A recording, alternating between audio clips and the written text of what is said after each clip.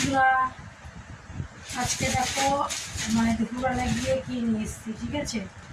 এতে চোখের কি অবস্থা, সারাদিন শরীরটা ভালো না গো। ঠিক আছে, চলে দেখতে দিচ্ছি কি নিয়ে এসছি। এটা হচ্ছে আমার ভাইয়ের গেঞ্জি, এটা ভাইয়ের গেঞ্জি। আর এটা হচ্ছে এটা হচ্ছে আমার মেয়ের গেঞ্জি।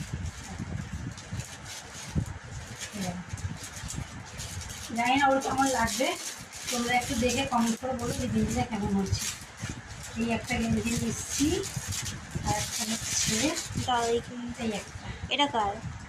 তো এটাও তো বাবা রে, এত বড় আমার হাতে ঢুকবে নাকি?